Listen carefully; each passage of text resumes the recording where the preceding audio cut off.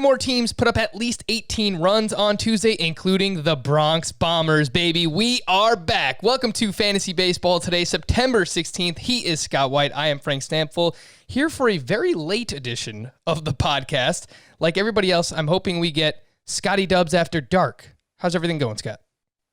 It's been after dark every day this season. It's especially late tonight. Especially late. It is. We're actually doing this on Wednesday when everybody's going to be listening to it. So yeah, especially late today.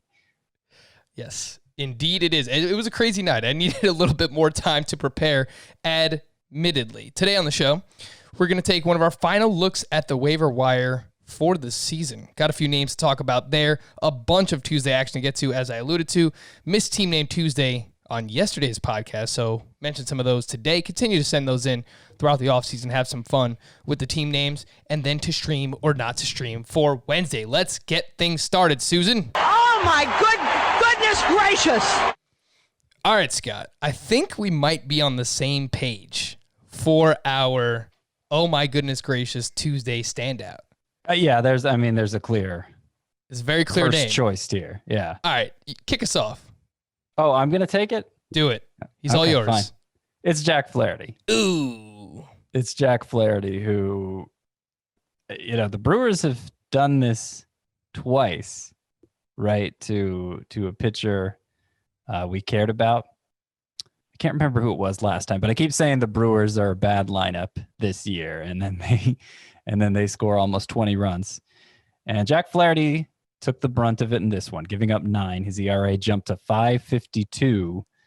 Obviously, not a huge sample of innings there to counteract the effects of this start because of all the how long the Cardinals were shut down and how he had to finally built back up to a point where he could go a full starter's workload. And then this is what happens.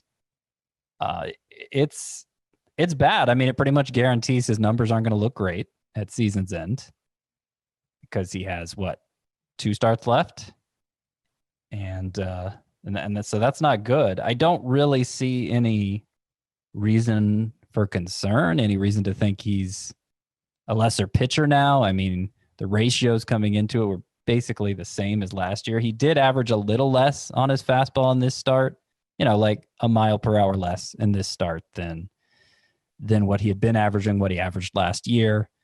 But that, to me, if in one start, doesn't really raise a red flag. So I'm not worried about using him next time out. I'm not really downgrading him in my expectations for 2021.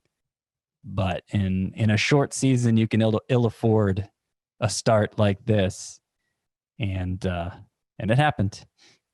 Yeah, just absolutely brutal. I know a few people emailed in, tweeted at me, let me know that their week is basically over. Their season might be over because of what Jack Flaherty did. Of course, allowed 9 earned runs across 3 innings pitched on Tuesday against the Brewers. The last time a pitcher got blown up by the Milwaukee Brewers, that was Matthew Boyd.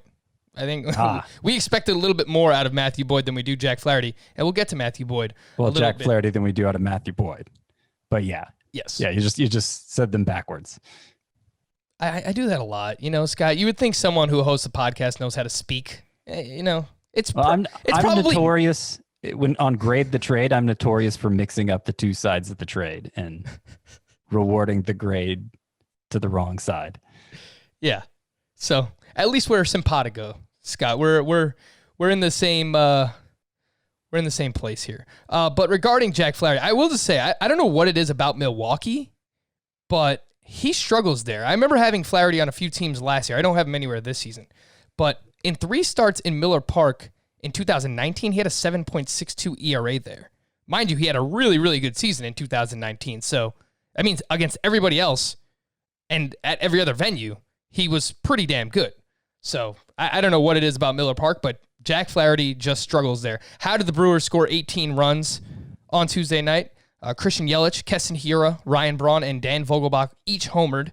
Vogelbach now has multiple hits in 3 of his last 4 games. Really only an AL-only play at this point. But Christian Yelich, Scott. NL only. NL only. Forget it, man. I'm about to just pause the podcast and we'll just call it a night. You guys will get a 5-minute podcast for Wednesday morning. Christian Yelich, who plays for the Brewers in the National League, had 3 hits on Tuesday. Would you believe that is his first 3-hit game of the season in game number 45? That does surprise me. That does surprise me. And there was some talk of the Brewers may be giving him a mental wellness day, which I don't know. I assume that just means a day to clear his head. It's a little, I don't know. The phrasing was a little weird, but that's what they were calling it. And then he did this. So, we've been saying eventually Christian Yelich is going to come around, right? Like the strikeout rate is too high, but otherwise he looks pretty good. And we expect that strikeout rate to correct over time. Obviously we're not given the luxury of time anymore, but I would not have considered to this point giving him a mental wellness day on my fantasy team. Yeah, like it's so crazy. You look at the average exit velocity for this season. It's actually better this season than it has ever been for Christian Yelich. 93.7 mile per hour average exit velocity, but a near 33% strikeout rate. So we're not used to seeing that out of him. But if anybody wants to fade Yelich heading into next season, we did our mock draft, a very early mock a couple of weeks ago, and I still think Yelich is like a mid to late first round pick. I don't think you can really let him fall anywhere further than like 10th overall, Scott. So I think we're on the same page there. For me, a standout from Tuesday, I have, let's go with Nate Lowe, who we spoke about recently, and he had a very early in the night sweet and savory. I don't know if people like sweet and savory, man. It's very mixed. I don't know. What do you think, Scott? You like it, sweet and savory? Not really. Yeah, Scott doesn't like it. I like the I like the efforts, and maybe through repetition it'll catch on. There were a handful of interest. There were interesting. They're all interesting, I guess. There were a handful of sweet and savories tonight. Were there really? Well, Nate Lowe is the only one that I wrote down. So, and I used all this time anyway. A few other, I think Adam sent to me like Mash and Dash is interesting for like a home run and a steal. Someone said like Thunder and Lightning, swipe and a smash. Whatever. Nah. Forget it. I don't know that I'm going to like any of them, we don't need a phrase for it. Anyway, Nate Lowe was very good. Well, the other two that I wrote down were Francisco Lindor and Javier Baez. Pretty relevant. It's about time. Yeah, Baez especially.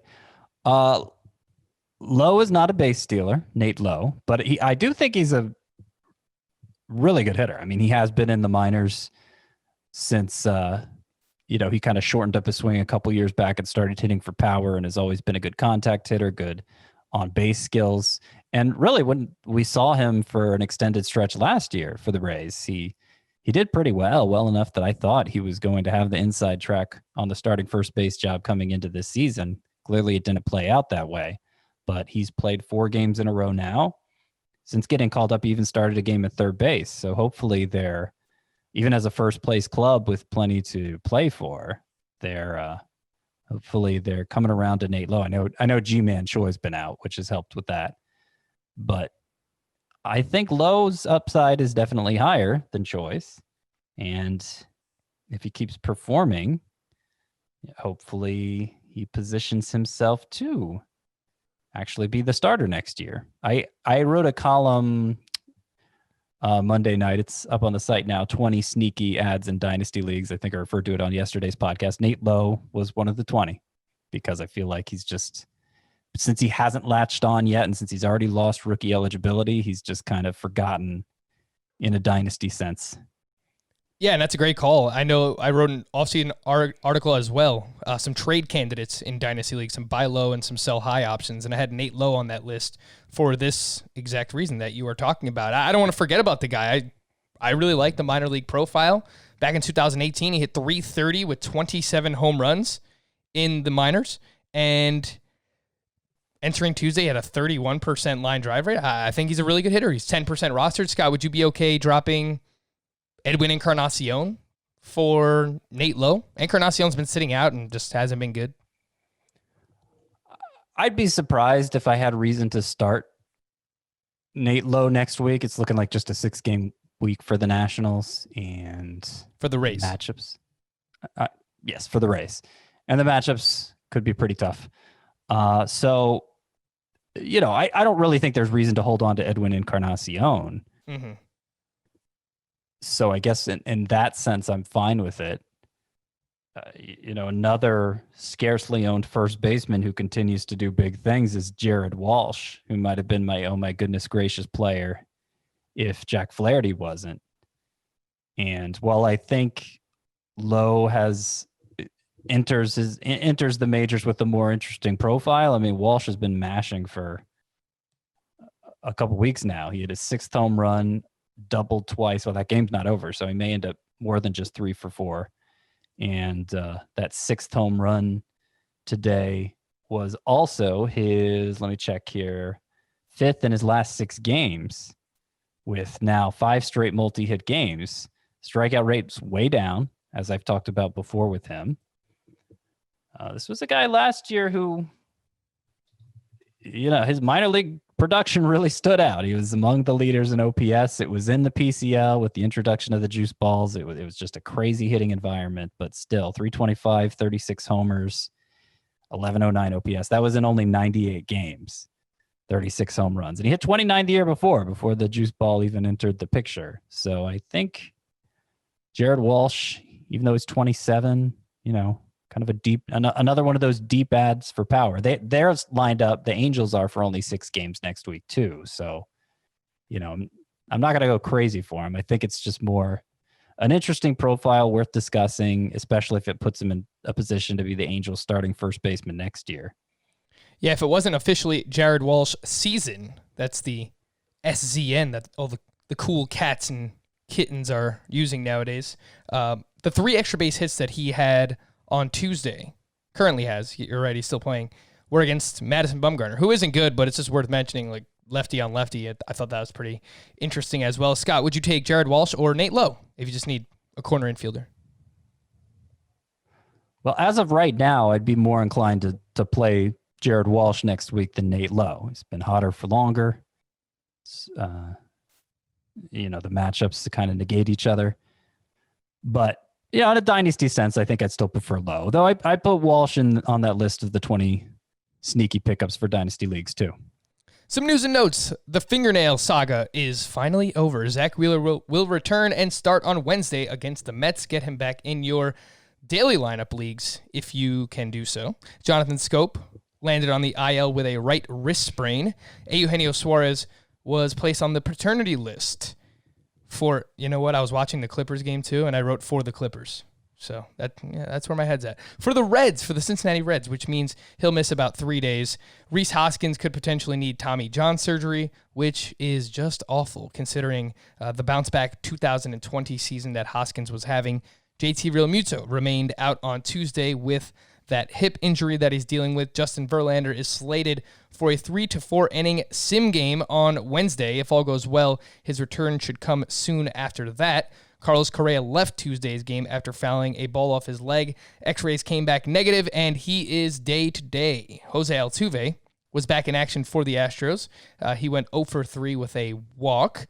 And after missing Sunday's game, Nolan Arenado was back in the lineup for the Rockies. He finished 1 for 3 with a run scored.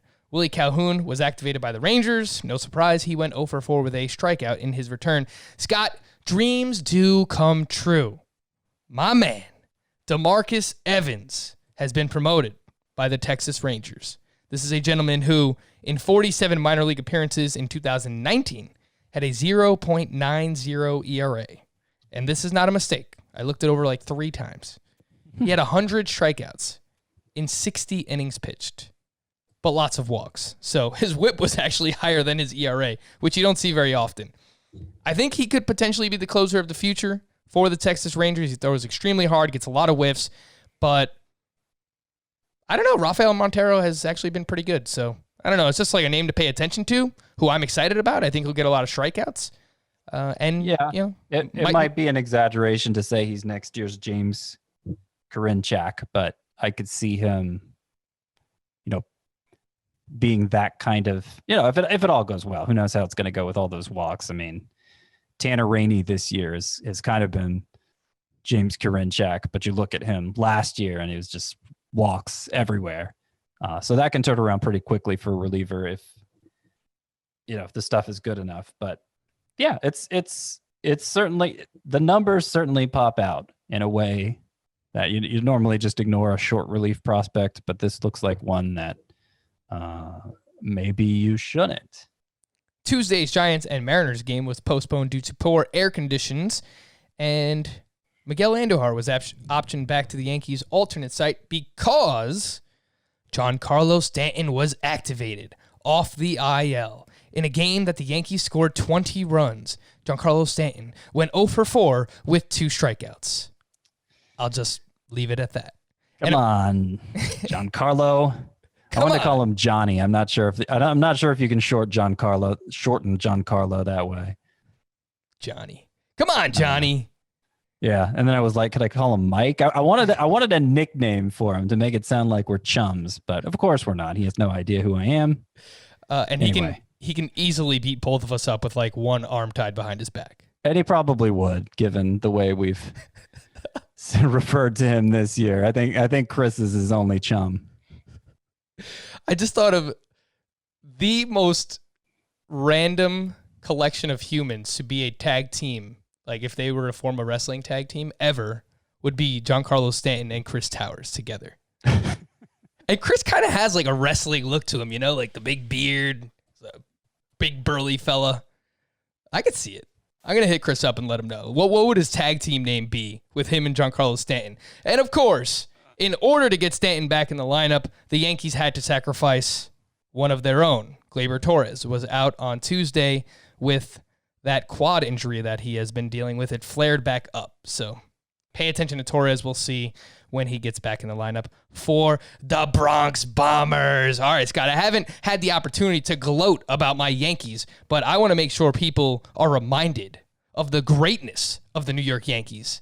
And I'm sure I'm going to get some emails with people hating that I'm doing this, but they're back, baby. They scored 20 runs on Tuesday, and they have a 6-game winning streak. Go DJ. That's my DJ. DJ LeMahieu, 4 more hits, including his 7th home run of the season. 5 RBI, 3 runs scored. He is batting .363 with a .984 OPS. He is a top 5 second baseman in both roto and head-to-head points leagues, and that is with an IL stint. Assuming that he is back with the Yankees, Scott, I think that DJ LeMahieu is a top 3. That's right, I said it. A top 3 second baseman drafted in 2021, and I might even make the argument that he's number 1. Am I crazy? No, I don't think so. I mean, last year he basically performed like a second-round player, and there was a lot of skepticism given it was a big step forward for a guy already in his 30s, but he's clearly validated it this year, and I'm not sure why there would be that same skepticism heading into next year. So, yeah, I mean, who else would be in that number 1 discussion at second base? Ozzie Albies? Yeah, and Gleyber. That's what I thought. Gleyber Torres, sure. But wait, is Gleyber Torres even going to have second base eligibility next year? Oh, that's true. I don't think he will. I think he'll just be shortstop eligible. That's a good point. Wow, didn't even think about that. I wouldn't take Ketel Marte or Jose Altuve over DJ LeMahieu.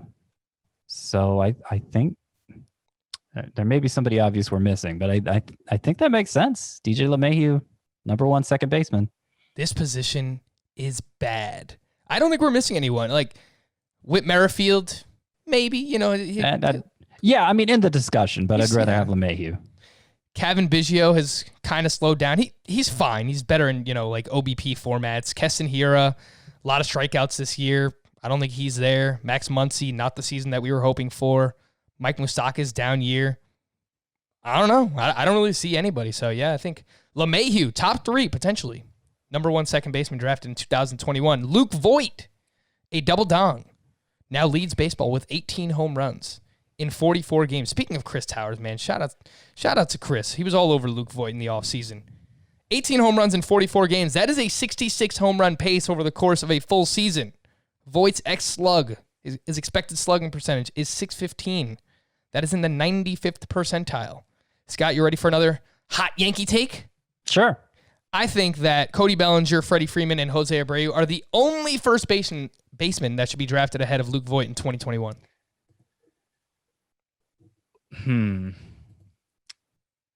Yeah, I'm not sure. I'm not sure about that. I think in points leagues, I don't know. I'm going to have to think about this some more because I don't really think, just because they've been worse this year, I don't really think Anthony Rizzo and Matt Olson are actually worse. Like, I think they still profile to be the same hitters moving forward that we've known them to be. So I guess it's just a matter of how legit I think Voit is, right? Because, I mean, were we expecting Olsen to do what Voigt's done this year? I mean, I think it's pretty obvious Voit has overachieved to some degree. It's just to what degree, you know? Has he, though? Yeah, I mean, come on, a 634 slugging percentage. Like, it's unreasonable to think he's going to sustain that for a full season. That's fair. But, I mean, things line up with his StatCast numbers. Well, you just said 66 home run pace. I mean, if we expected him to do that, he'd probably be a first-round pick. Things lining up with the StatCast numbers, and this is a point Chris was making constantly last year. I guess it's nice to have that back up a player's performance, but like that data can change just as quickly as the raw numbers too, especially when we're dealing with what's, again, actually still a small sample here. So I don't know. I obviously don't think it's crazy for anyone to say Voit deserves to be a top 5 first baseman next year. And I think he has a stronger case than Abreu, actually. You're saying you'd take Abreu over him, and I know you were the Abreu guy coming in, but Abreu's in his mid-30s, and only his rookie season was he anywhere close to as good as he's been this year. So that's a track record issue I have there with that. Come on, Scott. And an age issue. Come on, Scott. You're still not buying Jose Abreu. He leads all of baseball in RBI again. I don't buy that he's an MVP caliber hitter, like a early round type. Like there was only one time in his entire career that he's been drafted that high, and it was coming off an incredible rookie season when he was, at this point, that's what, 6 years ago? That hurts my heart, Scott. He's another one. Like, the StatCast numbers look great, but it's and great lineup. Everyone around him is hopefully ascending. Maybe not Yoel Moncada, but gosh, these StatCast numbers are just so great for Abreu. I don't know. We'll figure it out in the offseason. Where do you think Abreu goes next year? Probably, like a third-round pick? It's pretty high. I would not draft him in the third round. I would say more like the 5th or 6th round is where I would hope to target him. Oh, that's not going to happen. He's going to be like a 3rd or 4th round pick. I think so. I'm not saying I would do it, I mean, but look at where Josh Bell was drafted this past year. Like, yeah. Why? But why Abreu has more of a track record than Bell. He has a track record of being a solid starter. He doesn't have a track record of being who he has been this year or what Josh Bell was last year. All right, we have all offseason to argue about it, Scott. Gio Urshela, your boy. 3 more hits on Tuesday, 3 runs scored. He's batting .290 with a .918 OPS. This is just like flying under the radar, Gio Urshela. His expected batting average is actually .311 on the season. 92nd percentile. He has an 11% walk rate, 16% strikeout rate, hits a ton of line drives. Gio Urshela is legit, and I don't know that people have realized it. I mean, I've realized it. I don't know. I don't know where everyone else is. I thought so coming into the year. Maybe it's just I've heard no one anywhere talking about Gio Urshela. Yeah, including us. But he's been very good. Also, Clint Frazier has been very good. He went 2 for 3, including his 6th home run of the season, 2 walks, 2 RBI, 4 runs scored. Now has a 15% walk rate on the season. Clint Frazier, he's batting .292 with a .968 OPS. Last but not least, we have to touch on Davey Garcia, who was the starting pitcher for the Yankees in this one. Another pretty damn good game. 7 innings, 3 runs, 6 strikeouts, only 2 walks, 10 swinging strikes on 88 pitches. not a great swinging strike rate in this one, but not terrible. Now, he has quality starts in 3 of his 4 outings, including going at least 7 in back-to-back starts. So I feel comfortable continuing to roll with Davey Garcia's final 2 starts at Boston and against the Marlins, Scott. Yeah, I agree. I sure a lot of people just picked him up for the 2 starts this week, but considering next week he's going against the Marlins, I wouldn't be cutting him loose. I'd be reluctant to cut him loose even if you didn't plan on using him yourself for that start. I just wouldn't want to serve him up to somebody else. Agreed. We are in agreement there. Let's hit the waiver wire. One of the last times of the season. I got another take for you, Scott. I got a bunch of takes today. You tell me if I'm crazy. If he is available, I think priority number 1 on this Wednesday morning when people are listening to this, Wednesday afternoon, Jose Urquidy, who was at the Rangers on Tuesday, 7 innings, 1 run, 7 strikeouts, 0 walks, 12 swinging strikes on 90 pitches, 68% rostered. So he might not be available. But I if you have him, I think you got to get him in your lineup. I think he is someone who is going to win fantasy championships down the stretch. His final 2 starts are against the Diamondbacks and at the Texas Rangers. His last 2 starts, he has allowed just 2 runs over 15 innings pitched. Again, that is Jose Urquidy, priority number 1 for me, Scott. Yeah, the fact the strikeouts were back in this start is really important for me. 7 strikeouts in 7 innings. He had a strong 6-inning effort last time out, so clearly able to go the distance he needs to go. But he had only 1 strikeout in that game, and that was kind of a head scratcher for me. But great control pitcher. I was comparing him before, before he had all those issues that held him back at the start of the season. I was comparing him to Jose Barrios. I thought he could have that type of breakout. Which I guess might sound funny in retrospect since Barrios hasn't had a great season. But, I think we know who Barrios is, and I think Urquidy could have that kind of upside. You mentioned his remaining 2 matchups. Only one of those would be next week for people who play in weekly leagues. It's still a good matchup at Texas.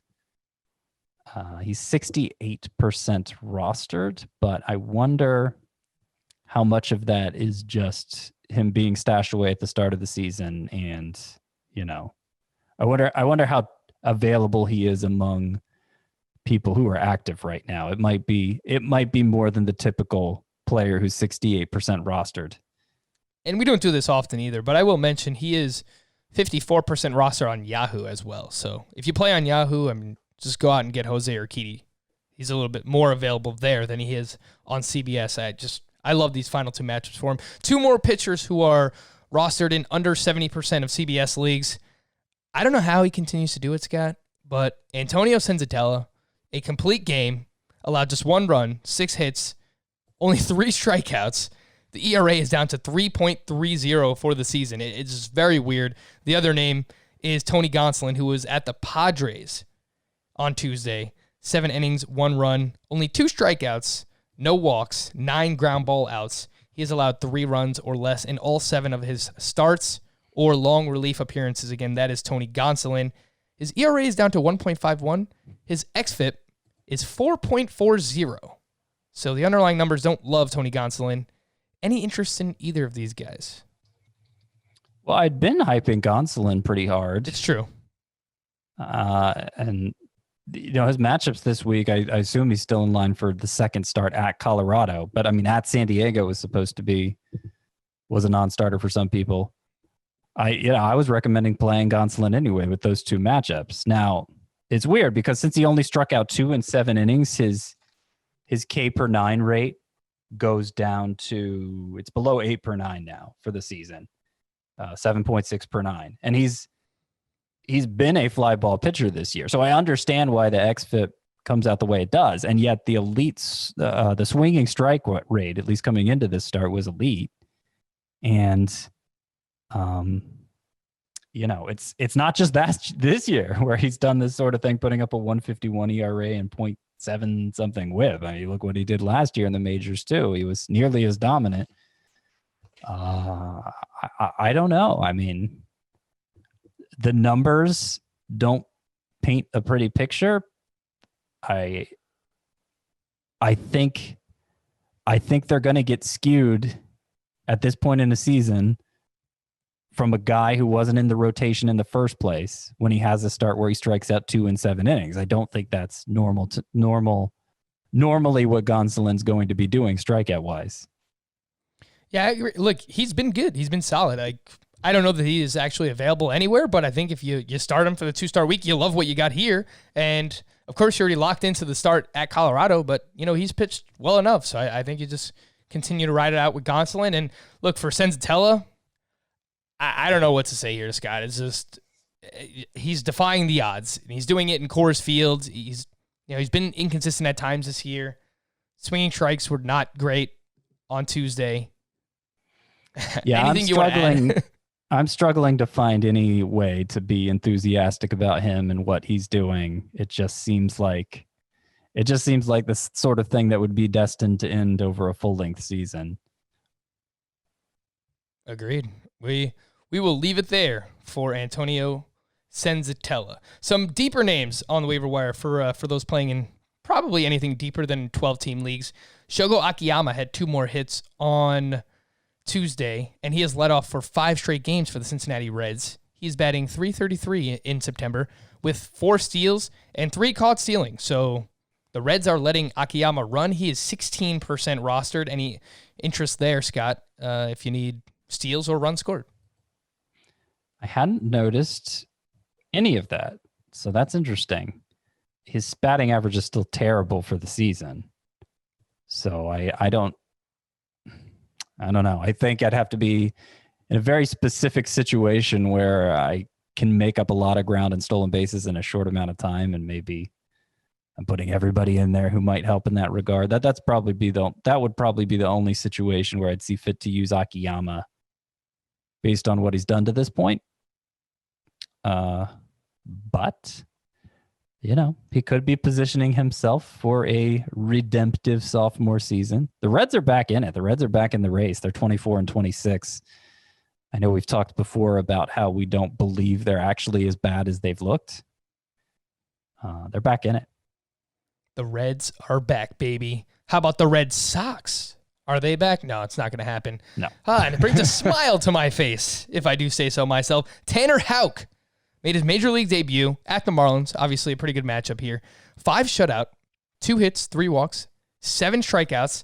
He's basically 4-seam, slider, sinker. So 2 iterations of a fastball and a slider. 9 swinging strikes on 86 pitches. 4% rostered. It looks like his last 2 starts are going to be against the Yankees and at the Braves. So I don't love that, but Tanner Houck looked pretty good in his debut, Scott. Yeah, I mean, I wasn't excited about him coming into it, and it wasn't enough for me to look into using him with those 2 matchups remaining. That's basically it. That is it. Miguel Cabrera, last name I'll mention here. He homered on Tuesday night, and he reached base 5 times. He is 32% rostered and has some really solid StatCast numbers, the expected stats this season for Miguel Cabrera, but it hasn't really come to fruition. So just a deeper name, but honestly, if you need a corner infielder, I'll take both Nate Lowe and Jared Walsh ahead of Miguel Cabrera. All right, we're going to take a quick break. When we come back, I have some updates on some 2-start pitchers, some Team Name Tuesday, some Wednesday to stream or not to stream.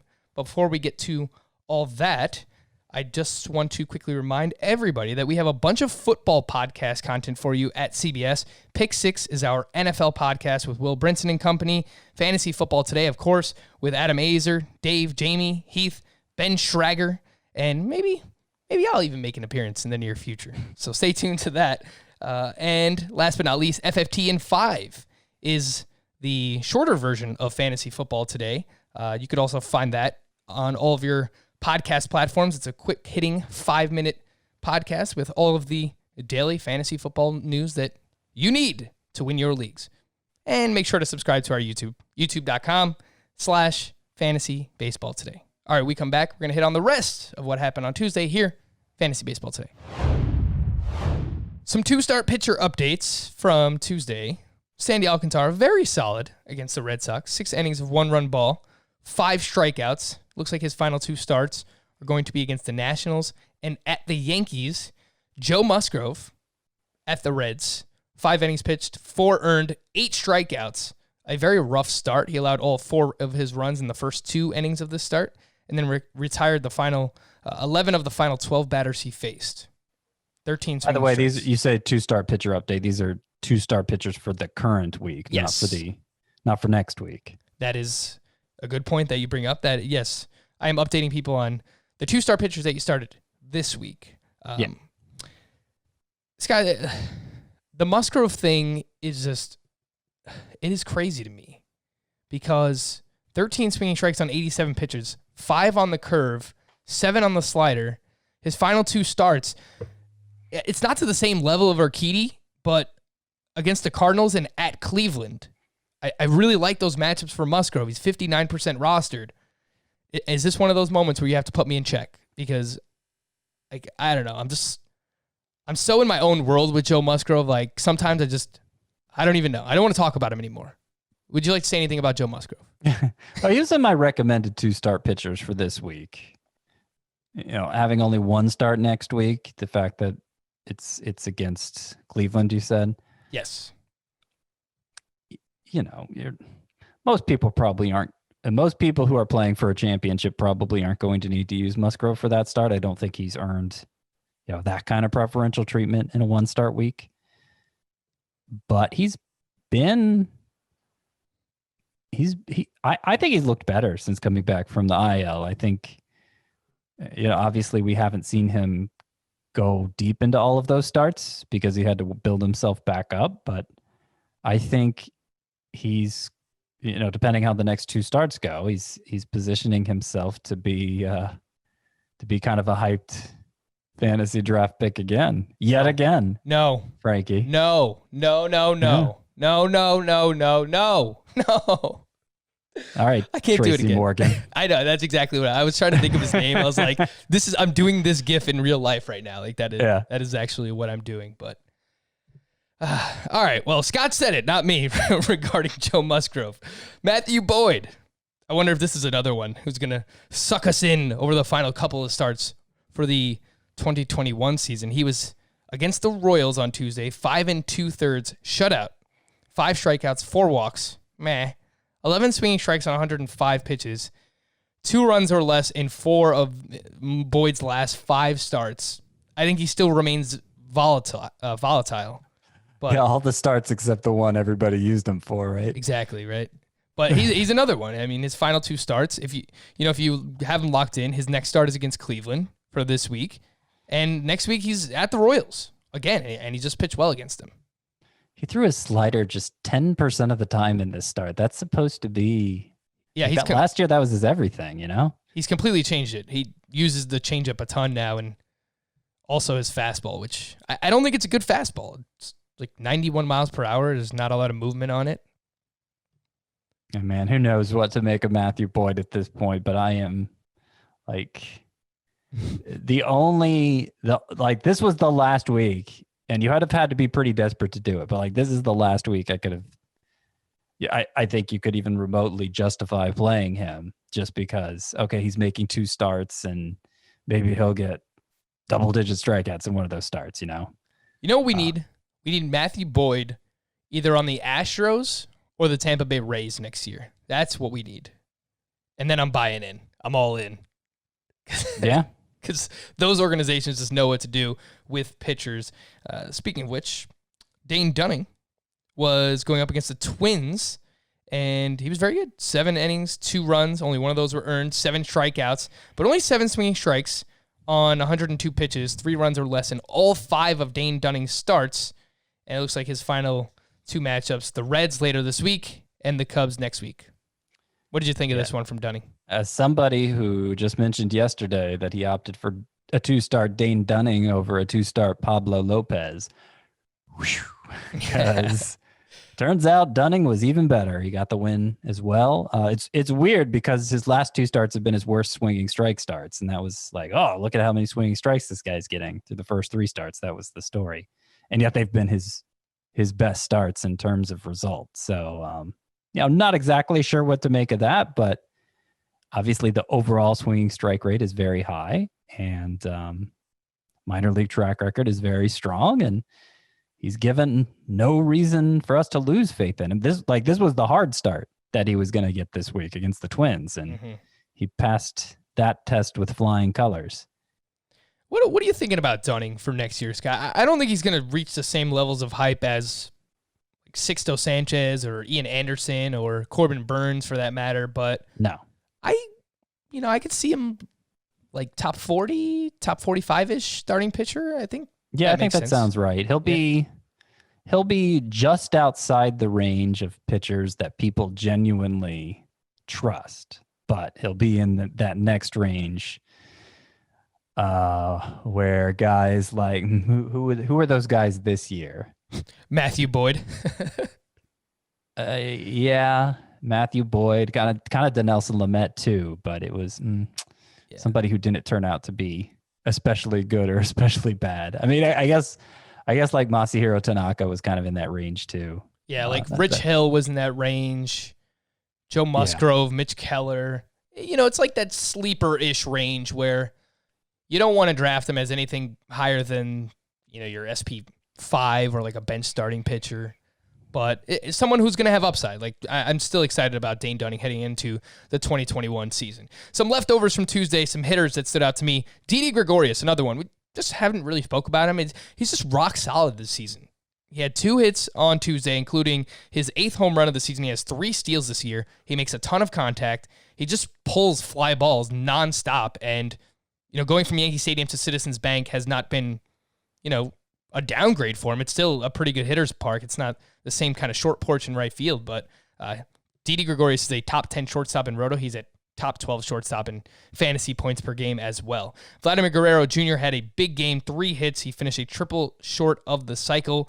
He hits the ball extremely hard, but his ground ball rate is still over 50%. So I don't know what to make of that. Adam Duvall hit another home run, another one. He now has 10 home runs in September and 15 overall. George Springer has now homered in 3 of his last 5 games. He is batting .288 in September. He's getting hot at the right time. And Byron Buxton had 2 hits, including an inside the park home run. And if you watch him run around the bases, I think he's the fastest player in baseball. I don't think that is an exaggeration. Like, Byron Buxton is incredible. Anyway, he is batting .314 in September. Launch angle is way up this year. His average exit velocity is also up over 90 miles per hour. So, Buxton, Springer, Duvall, Vlad Guerrero, Didi. Anything you would like to add on these gentlemen, Scott? I don't like George Springer. Things are really looking up for him in the underlying numbers too, which were never that bad, by the way, like the StatCast numbers. But now they're even looking better as he heats up. I don't know. I mean, Buxton made 2 big changes last year to his profile. He started striking out a lot less. He started elevating a lot more. Those are both 2 very good changes to make. He continues to strike out only around a quarter of the time this year, which, compared to his earlier standard is not very high. And he's leaned even more into elevating the ball. He's not walking at all. So it's still like how good could he be? You still look at the profile and though it looks better than the past, it's still kind of like a how good could he be profile. And I'm having a hard time getting enthusiastic about Buxton, but there still seems to be a path for him to emerge as something more. He's super aggressive this year, I just realized. His chase rate is nearly 53%, which is just absurd. But at the same time, he's not striking out. You mentioned 25% strikeout rate. So. I mean, that's not a good strikeout rate, but it's not bad either, and it's not nearly as bad as it used to be. Yeah. But yeah, I guess he's just making a concerted effort to be more aggressive this season. But I mean, a chase rate that high usually does not end well for hitters. And even with as fast as he is, I just spoke about it, he only has 1 stolen base on the season, which I find weird as well. Some pitchers from Tuesday, Yu Darvish was against Cleveland. 7 innings, 9 hits, 3 runs, only 1 walk. It's pretty standard, Yu Darvish at this point. 7 strikeouts, back-to-back starts, allowing 3 earned runs. Carlos Carrasco on the other side in this game, 6 innings, 3 runs, 5 strikeouts, 14 swinging strikes on 86 pitches. That is 4 straight quality starts for Carrasco. You want to talk about a league winner? Final 2 starts are against the Tigers and against the Pirates. So love that for Carrasco. And then Sean Manaea was at Coors Field. We talked about him a lot recently. We were scared of this start, admittedly. 5 2/3, 3 earned, 7 strikeouts, 13 swinging strikes on 89 pitches for Manaea. That is 6 straight starts allowing 3 runs or less, and he has lowered his ERA from 9 to 4.50 during that time. His xFIP for the season is 3.61. That is Sean Manaea. So anything there, Scott? Darvish? Any concern over Darvish just allowing 3 runs, 2 straight? No. No, that's not the kind of thing that's going to concern me. Manaea, because that's a very solid xFIP. That is probably top 20 in the league type xFIP. And xFIP is, if you had to, if I could only accept one stat for a pitcher, like I give you this stat, you tell me that this stat alone is going to tell you how good the pitcher is. I would probably choose xFIP. So, that means something to me for sure. But it's just weird how much his profile's changed. It's mostly ground balls and an outstanding walk rate. It's kind of like I don't know. He's kind of looking like a poor man's Hyunjin Ryu at this point. And of course, Ryu's reached a level of consistency where we trust him to keep doing that year after year. I don't know that I'm there with Manaea, but it's a profile that could work for him if he is able to sustain it. Yeah, 52% ground ball rate. Actually, 52% ground ball rate from Manaea this season. He's never been above 44%. So pitching a little bit more to contact, but getting a lot of ground balls. He got off to a very, very terrible start. But yeah, Sean Manaea has turned it around. Some bullpen notes from Tuesday. Nick Anderson recorded the final 2 outs with the bases loaded up 6-1. So not a conventional save, but he did earn the save, his 5th of the season. Hector Neris picked up the save for the Phillies, up 4-1. Brandon Workman should have been available, but he allowed runs in each of his past 2 appearances. Hector Neris, 54% rostered. Scott, do you think he is the closer now of the Phillies? I don't know. Has Workman been that bad recently? I feel like he's been okay. I don't know. To be honest, I saw Neris got the save, and I didn't, because he's been the Phillies closer for so long. I didn't stop and think about that was weird, so I didn't look into him more. Do you think he is? I'm leaning that way. Because Workman on the season, last I checked, his WHIP is over 2, so he's not good. Yeah. So he blew a save on the 10th, and then he pitched the 7th and 8th. Parts of the 7th and 8th for a hold on the 12th. And let's see, how did that turn out? Yeah, Workman's ERA is 4.50 on the season. He's got a 2.22 WHIP. Just ghastly.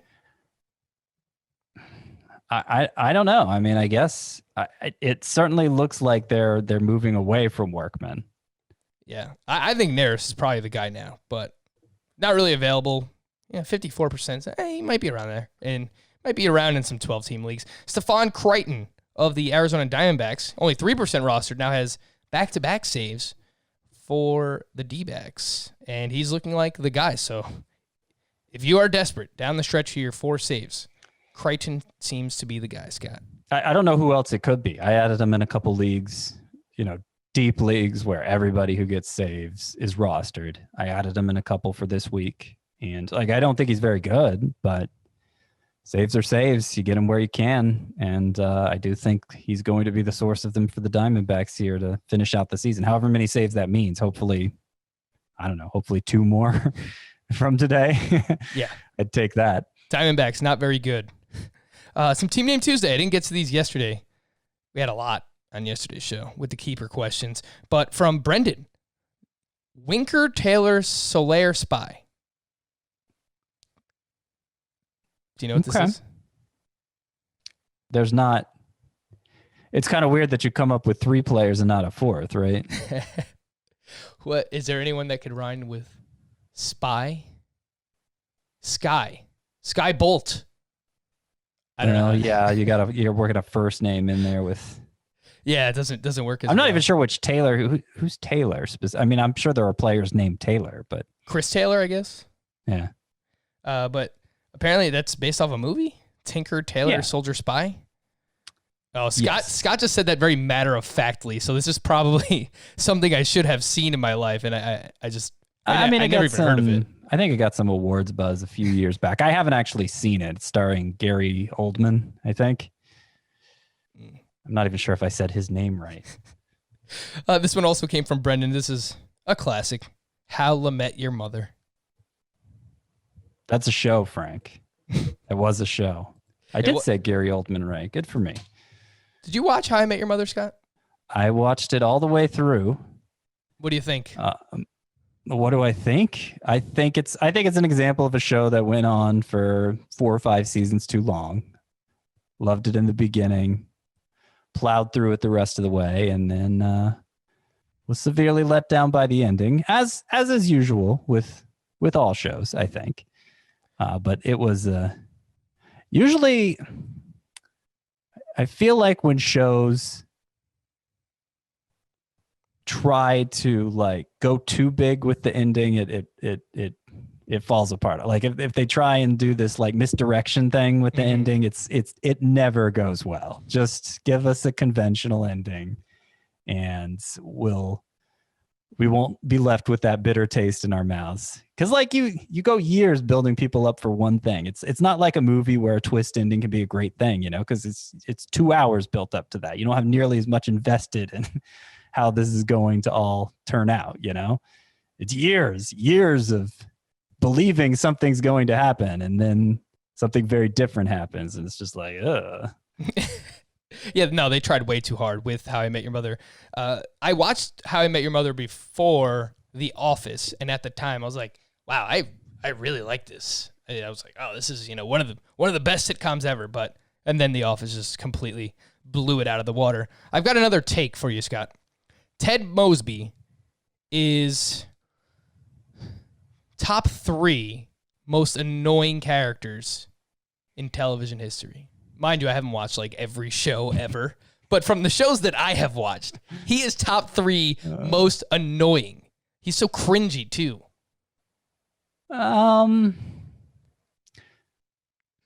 Look, he's of the main 5, he's probably 4th or 5th in terms of appeal in that show. He wasn't one of those characters who was written to be like intentionally annoying. I mean, he was made to have some annoying traits. I think that's obvious. I don't know. I've heard people give that take before. I'm kind of indifferent on Ted Mosby. All right. I tried. This one's from Trey. Did it all for the Mookie. Okay.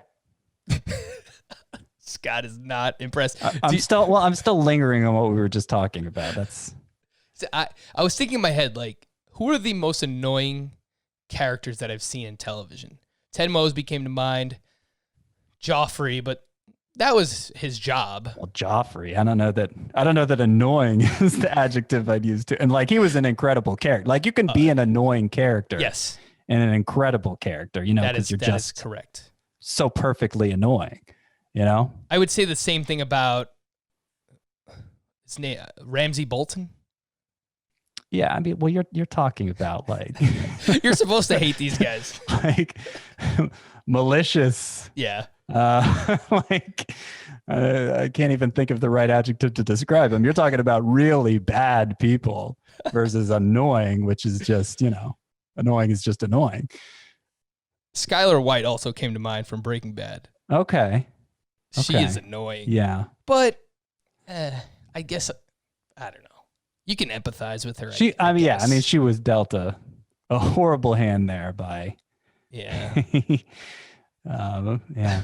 I always want to root for Walter White, even though like He's obviously not a good person, but that's why they make these shows. It's an interesting show. Like you're rooting for him in the beginning, but then the further he gets into it, it's like he becomes the antagonist of the show. Mm-hmm. And then, he semi-redeems himself at the end, but he got the ending he deserved. For sure. Based on what he did. From Nicholas, Josh Donaldson. Okay, sure. He hits dongs. He hasn't been this year. The last was from David, Mookie Hosmer, MD. Yeah. In high school, senior year of high school, there was this group of guys who called me Doogie because they thought I looked like Doogie Howser, like the actual Doogie, like Neil Patrick Harris when he played Doogie Howser. And this was before Neil Patrick Harris re-entered the spotlight, with shows like How I Met Your Mother, to bring this conversation full circle. I don't think I look that much like him now, but they thought I looked like Doogie Howser, so they called me Doogie. I don't know if anyone has the Photoshop skills who listens to this, but if anyone wants to get Scott White's face on an old school Doogie Howser poster, I'm all for it. And Photoshop my face on someone too while you're at it, because we're not just going to make fun of Scott. You can make fun of me as well. Wednesday, to stream or not to stream. The must-starts that I have here, Jacob deGrom, Luis Castillo. I don't even think we spoke about Luis Castillo from the weekend, but had a big positive regression game on, I think it was last Friday. Garrett Cole, Lucas Giolito, Dylan Bundy, and Aaron Savali. Is Aaron Savali still must-start at the Cubs? Yeah, pretty close. Okay. I got some names for you, Scott. Let's go. Herman Marquez versus Oakland in Coors Field, a team that just got a complete game thrown against them by Antonio Cenzadella. In Coors, though, and I'd probably lean towards starting him, but this is the most difficult pitcher to have. And this has been the most frustrating pitcher to know when to start or sit. He was good last time at Coors, and the A's haven't had a great offense this year. So I think I'd be inclined to start him unless I was just being really careful with the ERA and whip. Dustin May at the Padres. That's borderline, but I lean toward yes. Adam Wainwright at the Brewers. After what we just saw. Yeah, they just scored a ton of runs off Jack Flaherty. Again, I lean yes, but I'm not comfortable about it. It's a yes for me, for Adam Wainwright. Trevor Rogers versus the Red Sox.